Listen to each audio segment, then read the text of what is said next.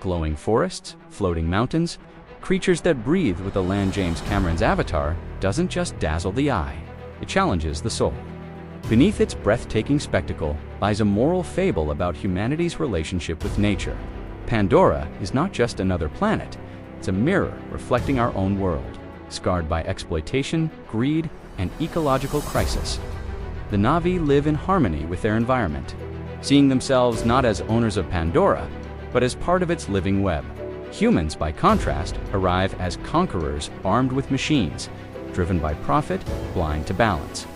At its core, Avatar asks a timeless question. What do we owe the world that sustains us? And what happens when we forget that debt? Western philosophy has long been anthropocentric, placing humans at the center of value. Seeing nature as a resource to be exploited, trees, rivers, animals, they exist to serve us.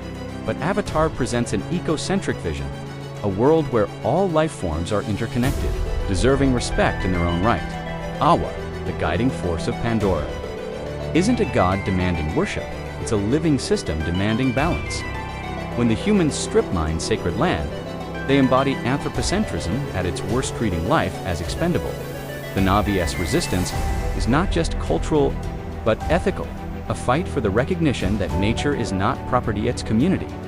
Philosopher Arne Endes proposed deep ecology, the belief that the well-being of non-human life has intrinsic value, regardless of its utility to humans.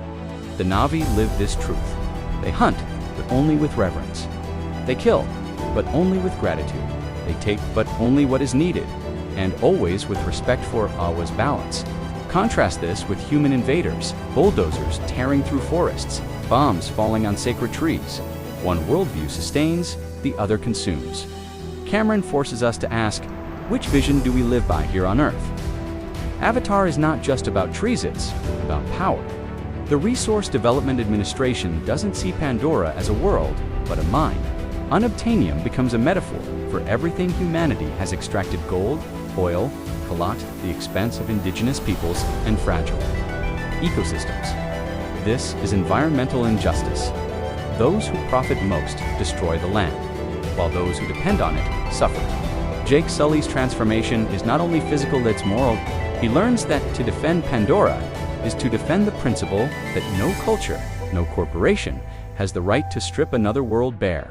In Avatar, machines clash with meaning. The humans bring mechs, aircraft, and weapons. The Na'vi bring bows, bonds, and belief.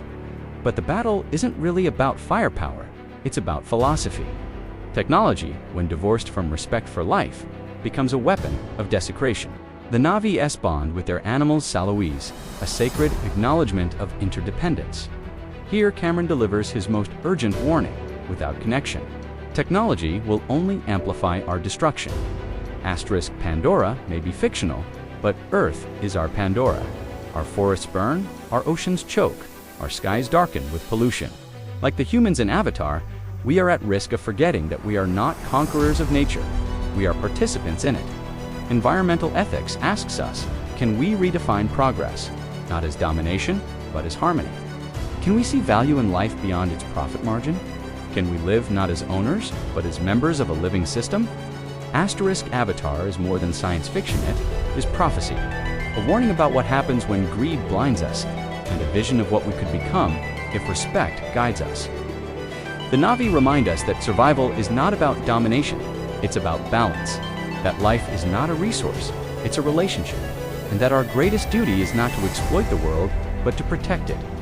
So ask yourself, in your own life, are you living as a conqueror or as a caretaker? Because the choice that shapes Pandora is the same choice that shapes Earth.